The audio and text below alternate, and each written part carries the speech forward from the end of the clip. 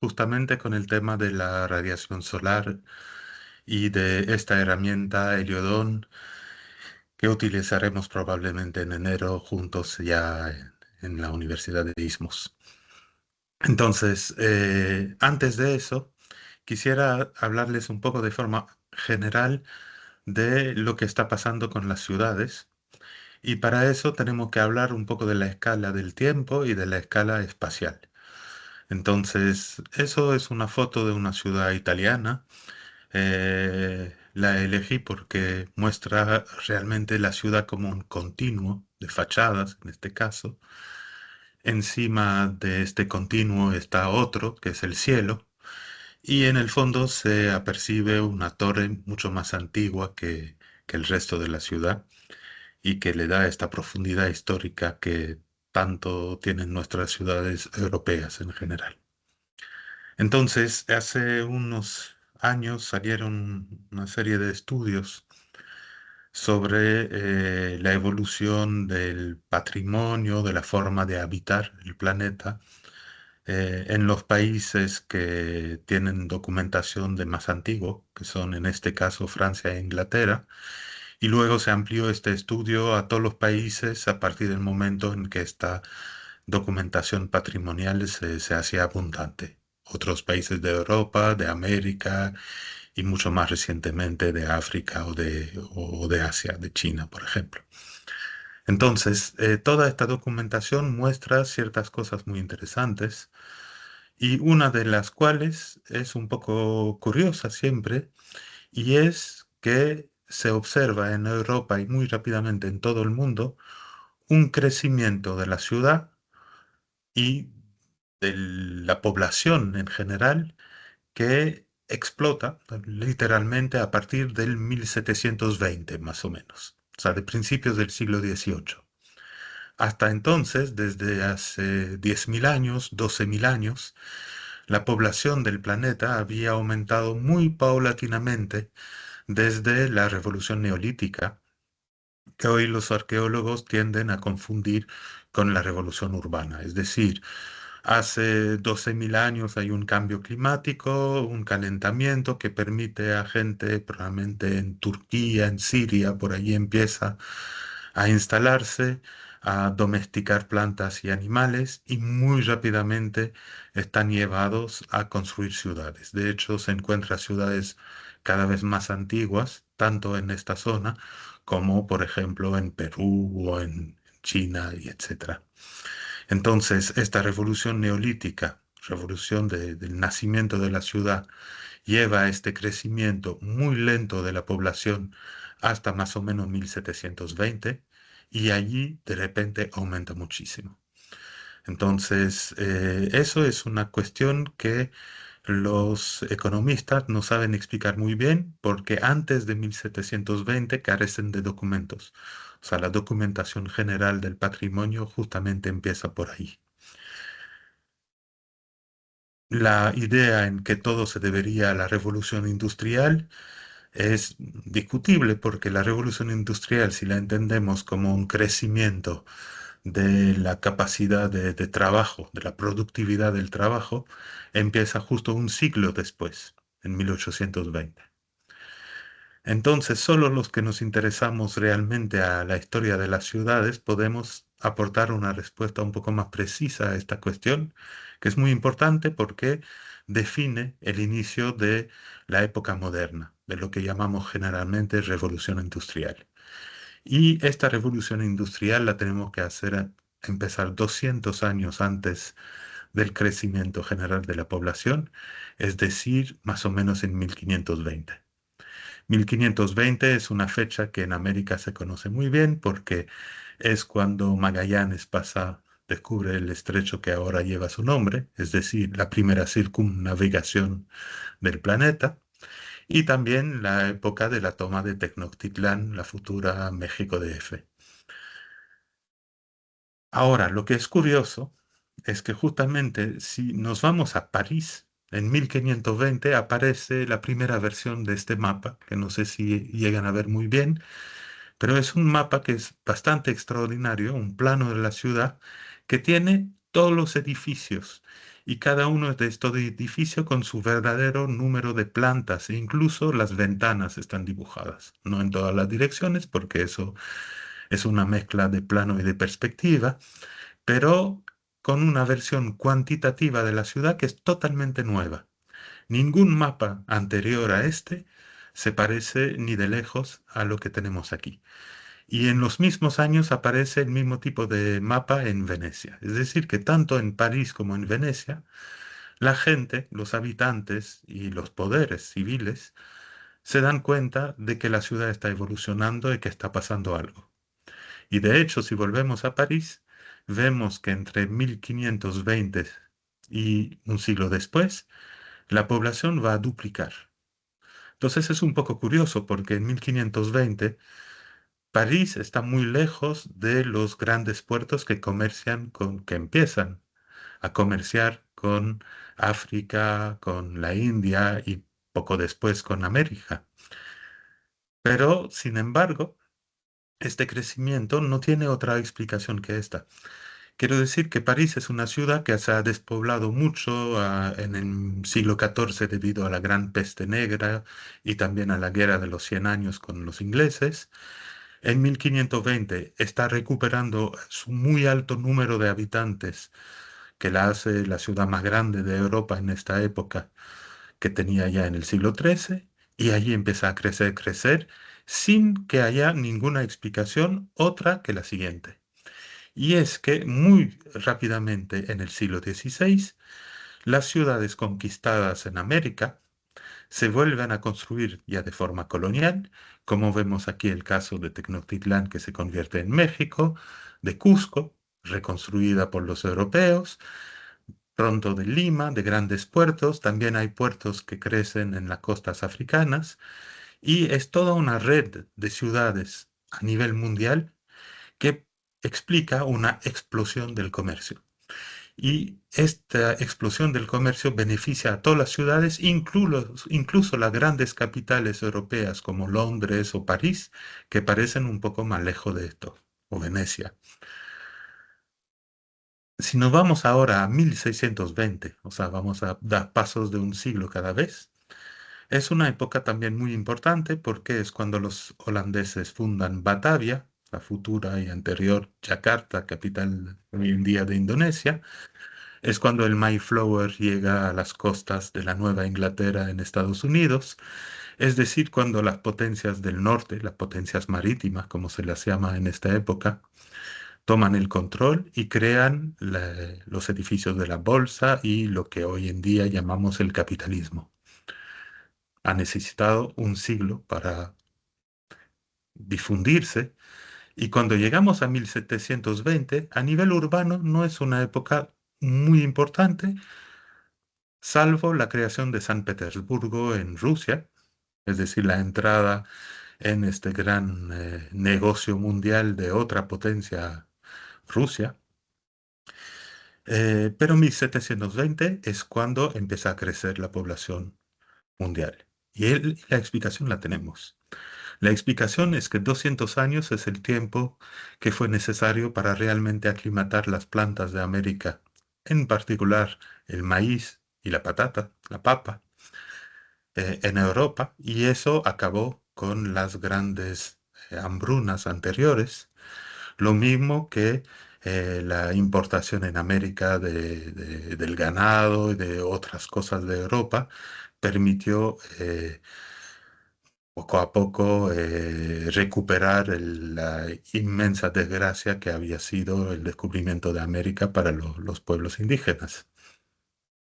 Entonces, cuando nos vamos ahora a 1820, allí la ilustración es la creación del canal de Lerie en Estados Unidos, que va a ser de Nueva York el gran puerto de Estados Unidos y una nueva gran metrópolis internacional. 1820 es cuando notamos ya los efectos de la revolución industrial, pero que ahora entendemos que empieza mucho más temprano.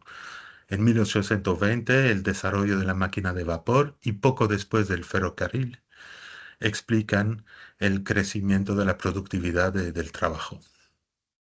Cuando llegamos a 1920, allí pasa es el final de la Primera Guerra Mundial en Europa y pasa un periodo muy extraño donde casi es más interesante tener un buen trabajo que tener padres ricos. Es decir, que la renta del capital se ha caído mucho con la Primera Guerra Mundial, luego con la crisis de finales de los 20 y la Segunda Guerra Mundial, y es un paréntesis un poco curioso donde se desarrolla lo que llamamos la clase media.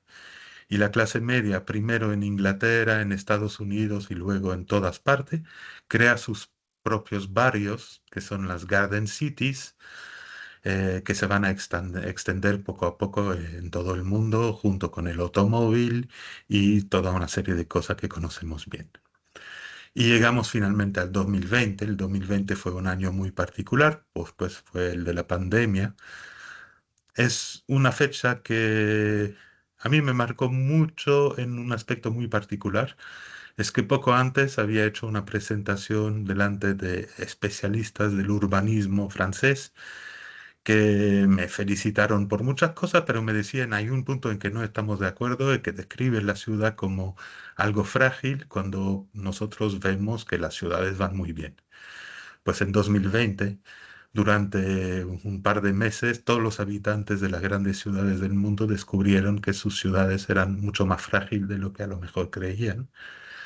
2020 es también el momento, es decir, ahora, en que se está cerrando el paréntesis de la baja renta del capital, es decir, que hoy en día hemos vuelto desde este punto de vista a lo que teníamos a finales del siglo XIX, es decir, muy poca gente que detiene la mayor cantidad de patrimonio del mundo, pero con una diferencia considerable, porque nos toca probablemente a todos los que estamos reunidos aquí hoy en día, y es que la clase media no ha desaparecido, se ha fortalecido y ha empezado a existir en todos los continentes, incluso con dificultad en África, en los países del sureste asiático, en América Latina, en todos los países ahora, esta clase media existe.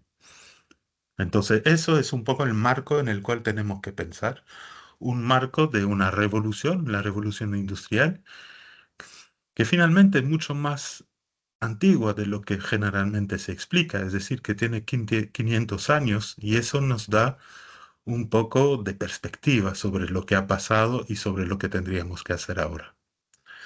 Pero para ver eso con más detalle, tengo que partir ahora en las escalas espaciales.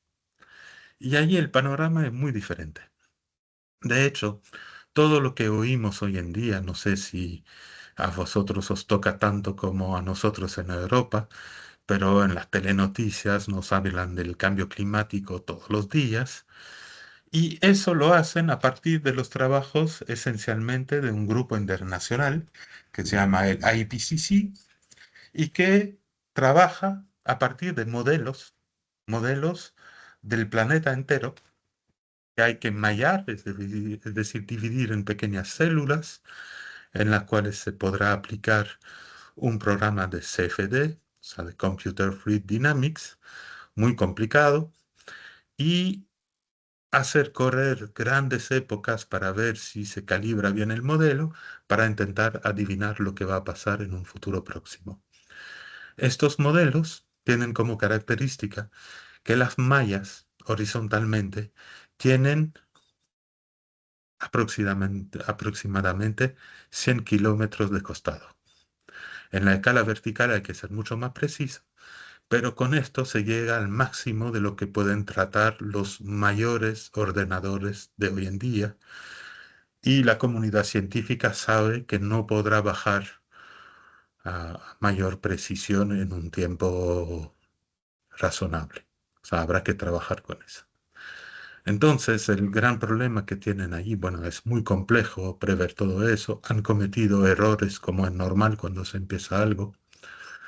Creo que todavía hay un poco de excesiva ambición cuando quieren sacar conclusiones de modelos tan frágiles, pero hay un punto muy particular, es que a esta escala, a escala del planeta, las ciudades no se ven. En una malla de 100 kilómetros de costado no se dibuja la ciudad, está ahí perdida en medio de la malla. Y entonces Aunque se adivina que las ciudades tienen un efecto directo en el clima, ha habido, por ejemplo, estudios que han mostrado que todo el calor inyectado por las grandes ciudades de la costa este de Estados Unidos o de la costa china sube en el jet stream y de allí deriva hacia el norte para recaer sobre el permafrost y explicar un sobrecalentamiento de este de 2 o 3 grados, lo cual es muy considerable, pero estos estudios son poco serios. Son solo indicativos de lo que quisiéramos saber y cuando gente que trabaja a esta escala pretende explicar y peor aún, mejorar la isla de calor en las ciudades, allí no los podemos creer.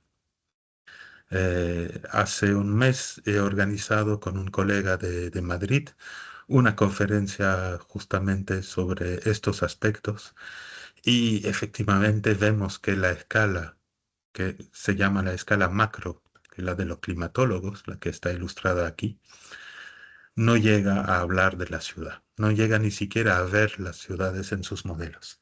Para eso hablan con una escala inferior, que es la escala de los meteorólogos. Entonces, ups, perdón,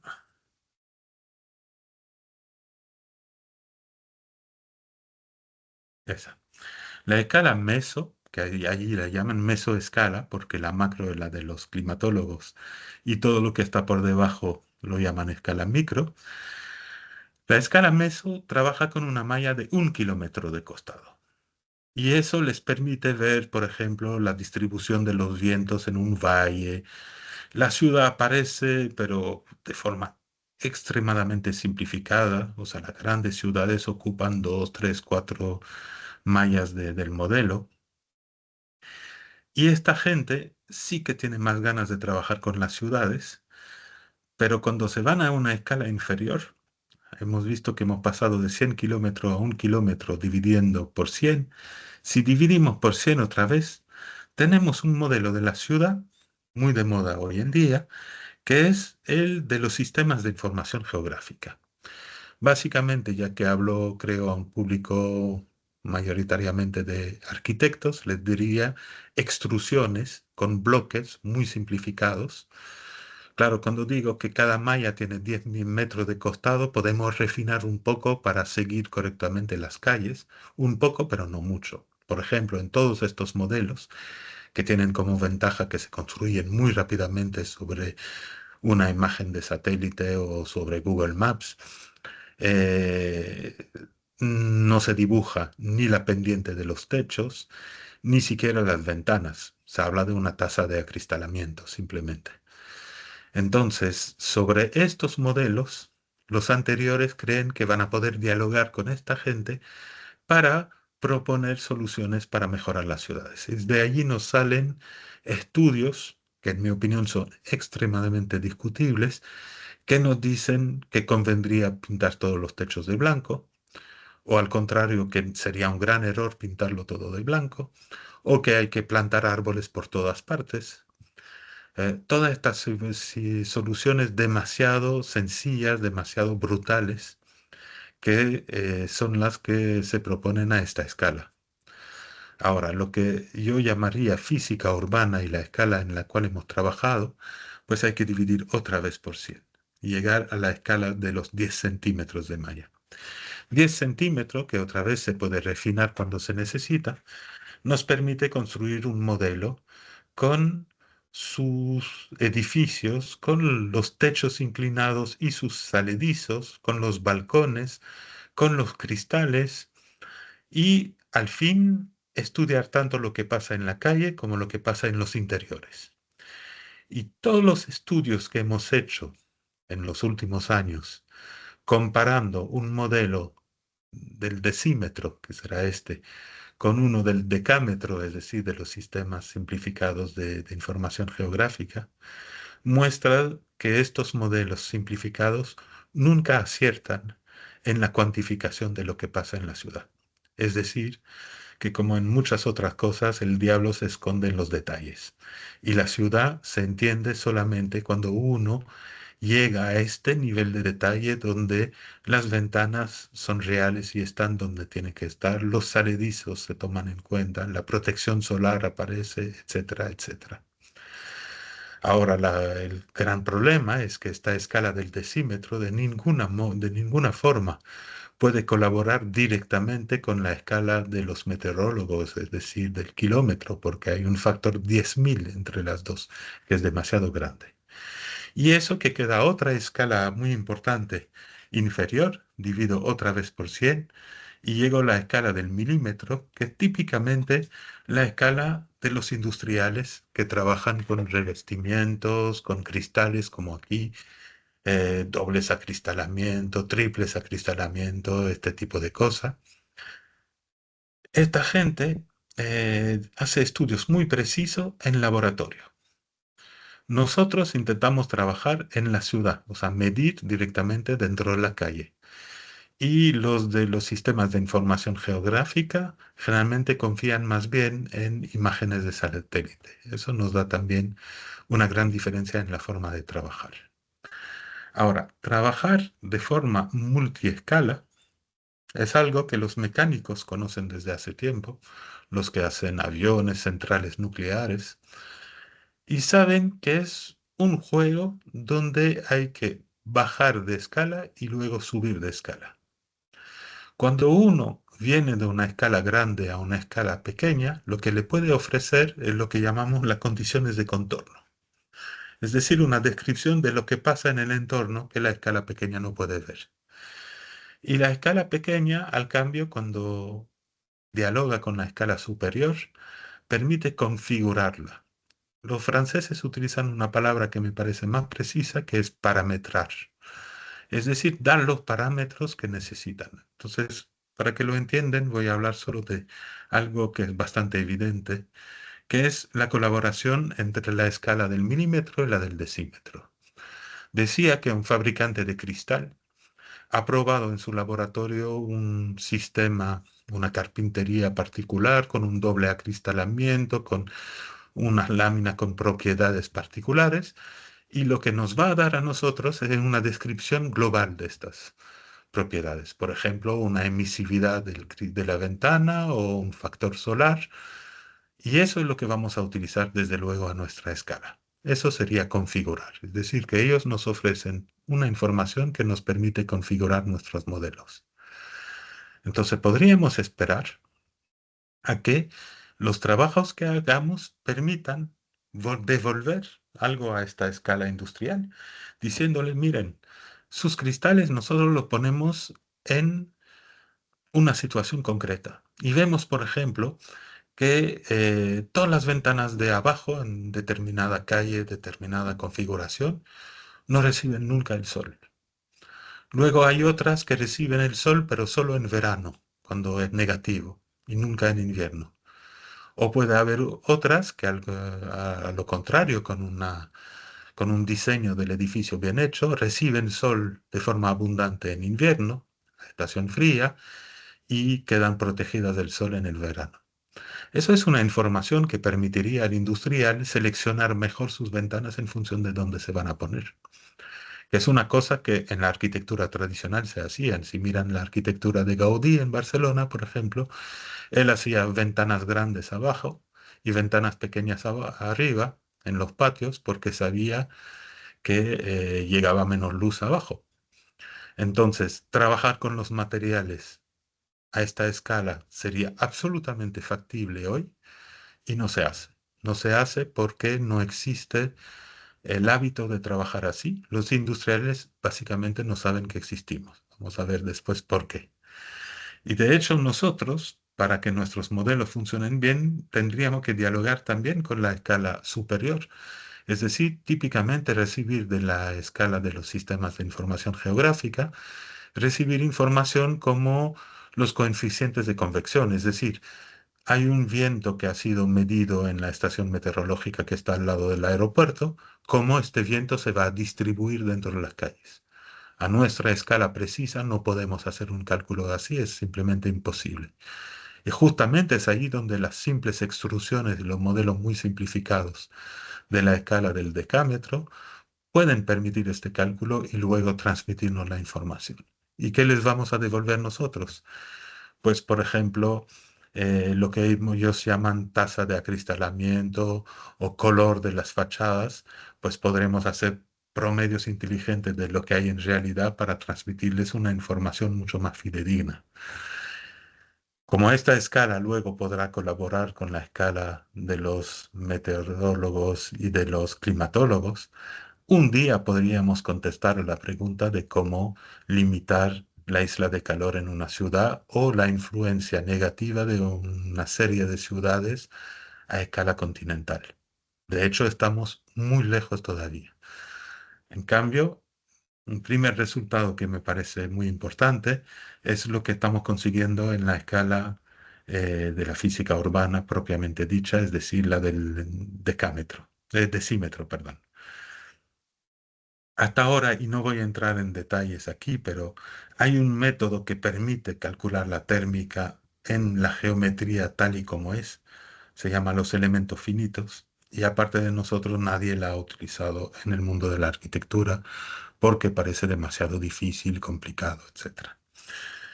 Y luego hay otro aspecto que es la radiación, que en teoría no tiene nada que ver con el primero. O sea, tenemos la parte conducción que resuelven los elementos finitos, la parte de radiación que tiene sus propios métodos, que no tienen nada que ver, e incluso la parte convección, movimiento del aire, que llama otros modelos. Ahora, y eso no es para hacer publicidad, pero porque es de actualidad, pero acabo de sacar un libro en francés que muestra cómo se puede calcular termografía por elemento finito. Mostraré un par de ilustraciones y muestra cómo hoy, a diferencia de lo que podía pasar hace solamente 15 o 20 años, los elementos finitos sí se pueden aplicar a escala del edificio e incluso de un barrio, y que la radiación puede ser incluida dentro de este método, es decir, que el trazado de rayo es una técnica que vamos a utilizar varias veces dentro del programa Elementos Finitos, teniendo finalmente un solo método que además es válido por todo lo que llamamos los medios continuos, es decir, las tres escalas que están aquí, la del decámetro, la del decímetro y la del milímetro. Es decir, que tanto los geógrafos como nosotros y los industriales podríamos utilizar el mismo programa a diferentes escalas y tener resultados realmente que puedan comunicar fácilmente entre sí. Entonces, eso, por ejemplo, es un resultado simplemente de un trazado de rayos en una calle que muestra cómo en función del perfil de la calle se recibe más o menos ruido en los niveles superiores. Pensad solamente que si el ruido es demasiado importante en los niveles superiores, nadie puede dormir con la ventana abierta en una típica ciudad mediterránea y por lo tanto todo el mundo utiliza climatización y es una catástrofe. Entonces, este es un problema fundamental para renovar nuestras ciudades. En la gran diferencia, por ejemplo, en Barcelona, entre la Barcelona que diseñó Cerdá en el siglo XIX y la Barcelona actual. Finalmente, poco cosa ha cambiado, excepto que hay mucho más ruido hoy que en esta época, y por lo tanto la gente ya no soporta dejar las ventanas abiertas, y como tiene la posibilidad de equiparse en climatización, pues Barcelona es una ciudad que en 15, 20 años ha dejado de ser lo que era antes, es decir, una ciudad muy sostenible. Ahora ya no. Entonces, este tipo de cálculo necesita todo un trabajo. O sea, en este momento estamos en eso, en cómo automatizar la construcción de estos modelos geométricos que tienen que tener ciertas características, que luego se tienen que mallar, como se ve aquí. Una vez que se ven mallados, pues podemos comparar una termografía sacada cada media hora por una cámara térmica con la misma termografía simulada sobre el ordenador. Y eso es lo que no habréis visto en otra parte. Y por eso es que los industriales no saben que existimos, porque de momento somos bien pocos los que hacemos estas cosas. Pero esta imagen basta para mostrar que es totalmente factible. O sea, la idea que estamos tratando de imponer hoy en día es utilizar una nube de puntos que nos puede dar un dron ahora pasando por encima, por en medio de las calles, de forma semiautomática, nunca automática. Construir un modelo geométrico rápido que sea su propio mallado y que permita hacer la simulación por elementos finitos que ven en la imagen siguiente y luego comparar eso con termografías que nos van a permitir calibrar las simulaciones en particular para todos estos aspectos que no podemos conocer en general en las ciudades históricas. No sabemos lo que hay dentro de las paredes, no podemos hacer agujeros por todas partes para verificarlo. Y una simple comparación entre simulaciones y mediciones nos da muchas respuestas de forma, digamos, sin destrozar nada y de forma rápida. Entonces, eso es un gran cambio que está ocurriendo ahora, pero que es todavía trabajo de investigación. Entonces, para terminar la charla, muy rápidamente, voy a repasar algo sobre el cual pondremos mucho esfuerzo en enero con los que estarán, que es el diagrama solar.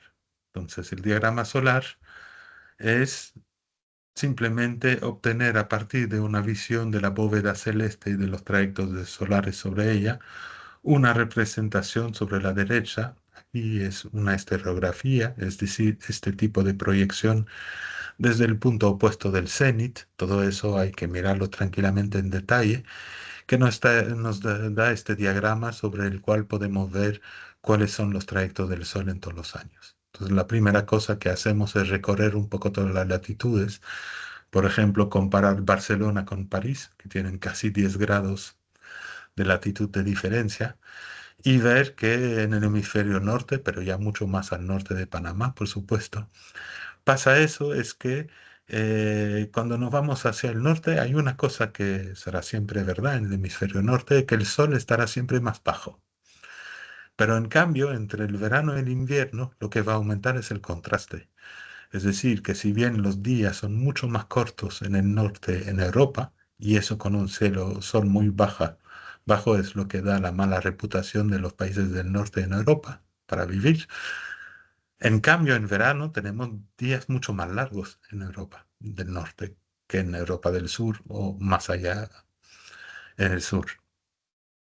Entonces, cuando llegamos al círculo polar, por allí a los 66,5 grados de latitud norte, llega este fenómeno fantástico que yo he tenido la suerte de ver de niño en el norte de Noruega y es el famoso sol de medianoche. Es decir, que ahí en el gráfico empezamos a las 6 de la tarde, 7, 8, el sol baja, baja, baja, baja y cuando parece que se va a poner vuelve a subir y tenemos un día de 24 horas. Claro que eso se paga muy caro en invierno porque en invierno llegamos a mediodía y casi parece que el sol va a salir y no sale. Y entonces tenemos una noche de 24 horas. Más allá tenemos el Polo Norte, donde no vive la gente, pero aquí lo que quiero recalcar es que una vez que se ha entendido este gráfico, aún en un sitio donde no hemos ido y probablemente no iremos nunca, podemos saber exactamente cómo se comportan los trayectos del Sol a lo largo del año. Lo mismo bajando hacia el sur, llegamos ya a la latitud más conocida de vosotros, el trópico del Cáncer, donde por primera vez vamos a ver el Sol pasar exactamente por el cenit.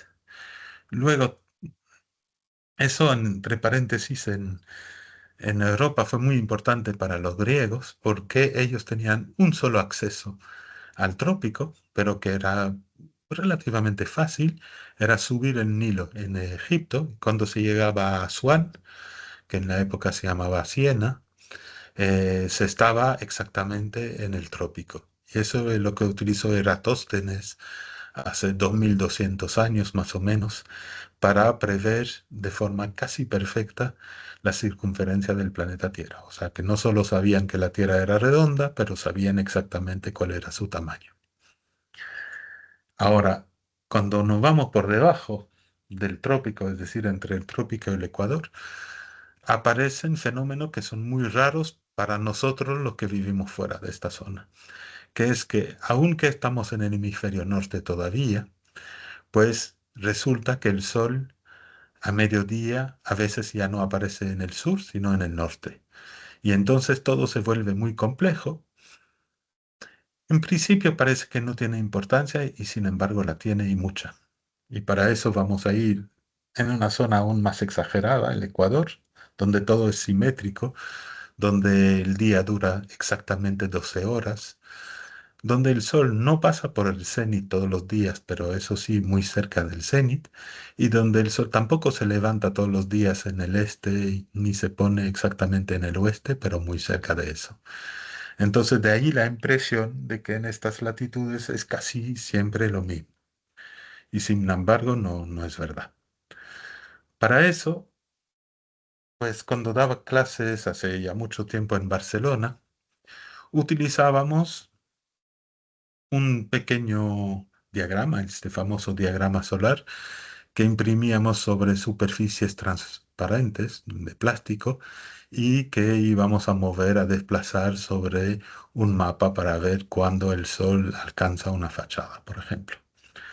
Este mismo gráfico se podía utilizar de una forma relativamente sencilla para dibujar las sombras un día a una hora precisa e incluso para hacer una construcción más sofisticada que era para un punto, por ejemplo, en el centro de la Plaza Cataluña, donde imaginamos que vamos a poner un kiosco sobre el techo del cual se va a encontrar un panel fotovoltaico, pues cuando este panel estará al sol o en la sombra de alguno de los otros edificios.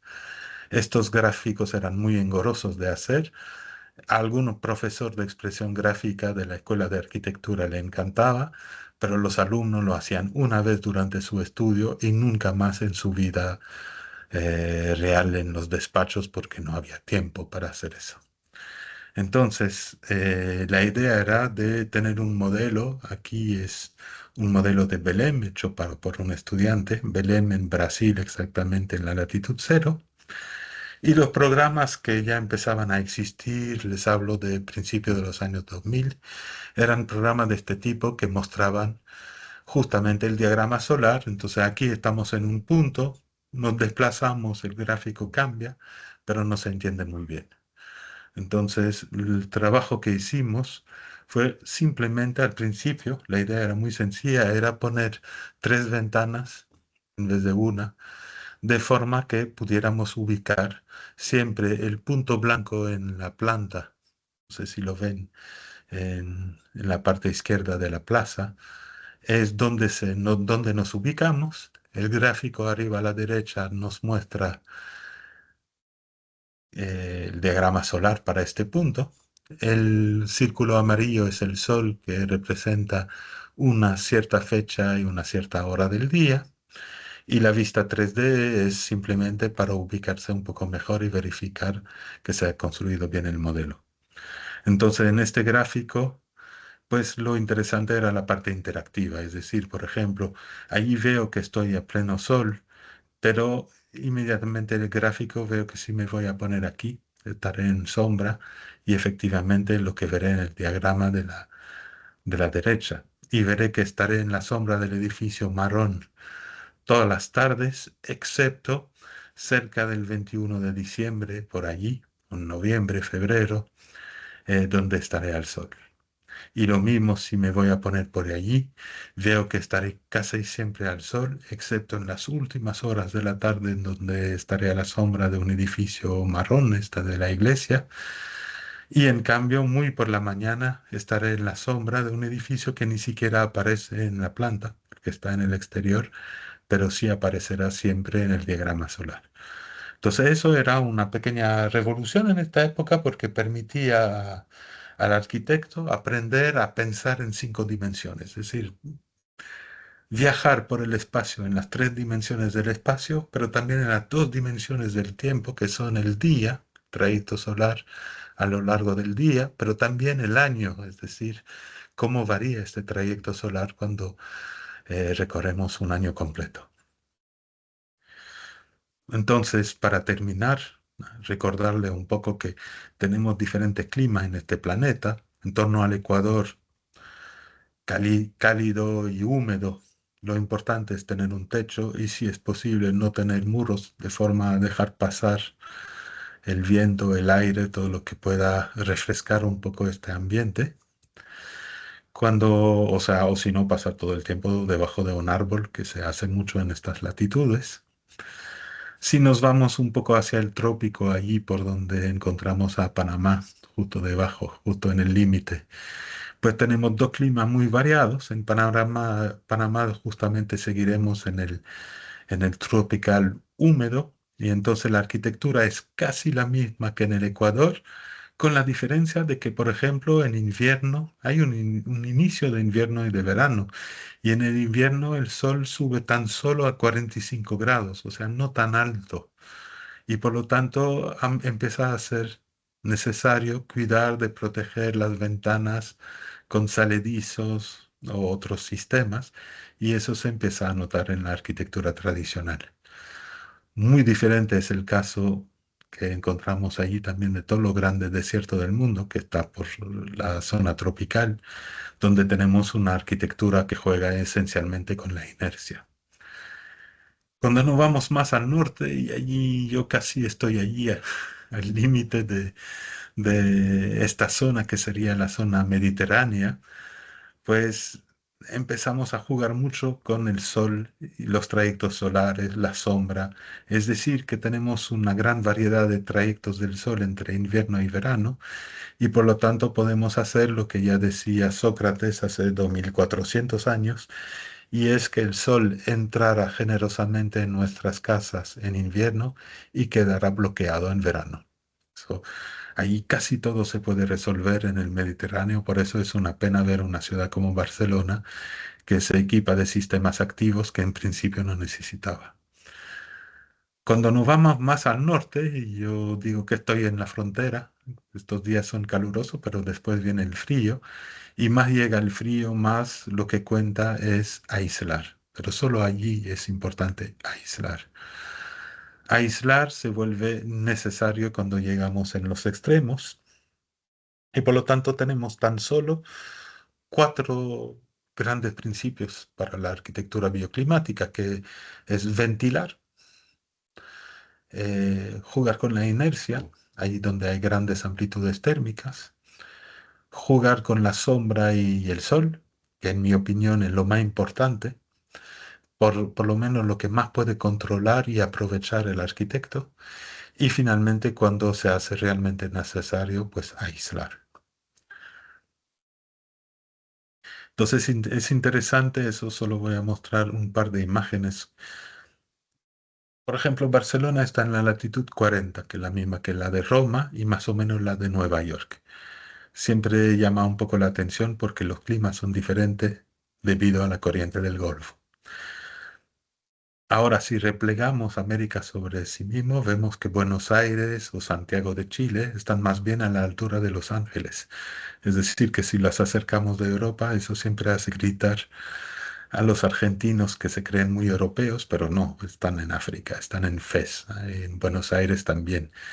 Europa corresponde a latitudes muy del sur de América del Sur.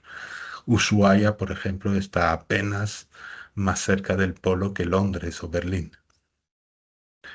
Y lo mismo cuando vamos al este, la ciudad de Barcelona, pues su equivalente en China es Pekín, más o menos, la gran ciudad de latitud 40. Y así seguido.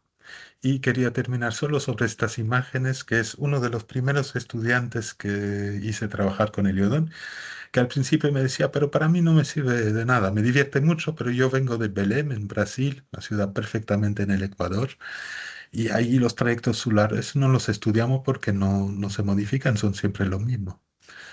De hecho, era un arquitecto que trabaja muy bien, como ven, con el viento, con la protección solar y protección de la lluvia.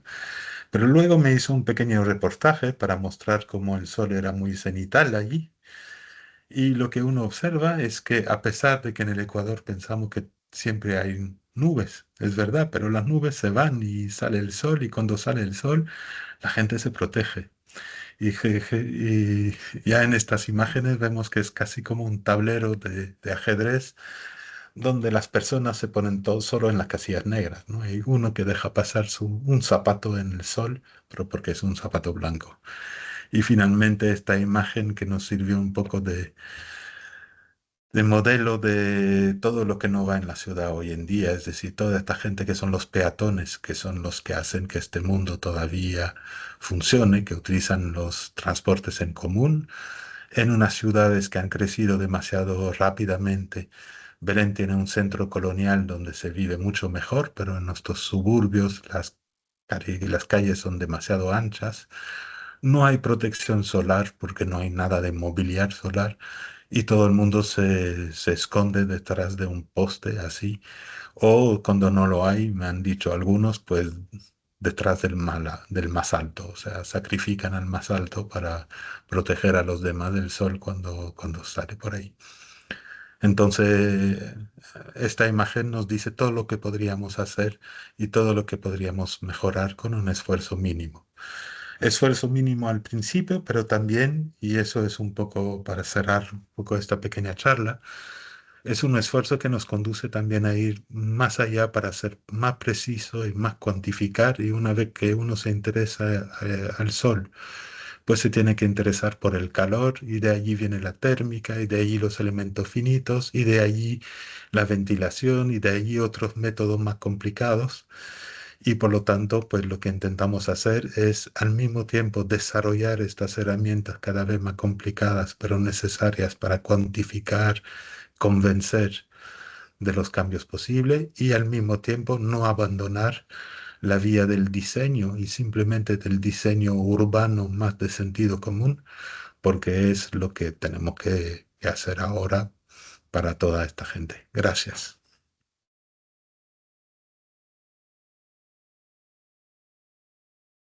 A ti, Benoit, muchas gracias, gracias por la charla.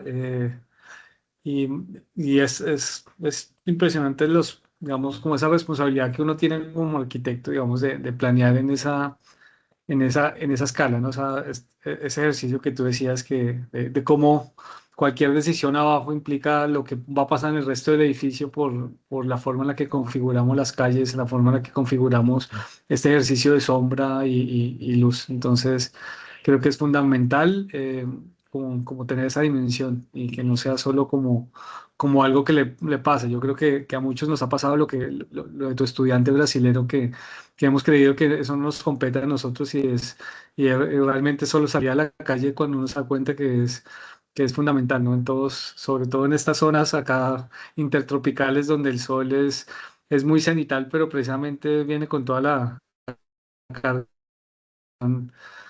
fuertísima. Entonces, bueno, muchísimas gracias por la charla. Eh, Gracias a los participantes. Entonces, también. Mm, mm, Precisamente esta charla se enfoca, digamos, está dentro del curso que hace parte del diplomado en arquitectura bioclimática, pero que va a estar dando Benoit del 19 al 21 de enero. Entonces, acá está la información, más información está en ismus.pa, o me pueden escribir acá a este correo o a este número que son mis números que les puedo dar más información. Y también la próxima semana vamos a tener una charla con el doctor Víctor Fuentes Freixanet. Es mexicano, también es alguien que ha trabajado amplísimamente en viento y también pues, se va a dar el curso diseñando pues, para el viento. eh, y él va a dar la próxima charla el miércoles, no el martes, sino el miércoles 26 de noviembre a esta misma hora. Entonces también cordialmente invitados entonces para los cursos y para la charla de 8 días. Entonces, muchas gracias a todos. Quedamos entonces en contacto. Cualquier duda, pues nos pueden buscar por Ismus. Y bueno, mil gracias. Esperamos que en enero podamos coincidir y que pues algunos acá también nos acompañen.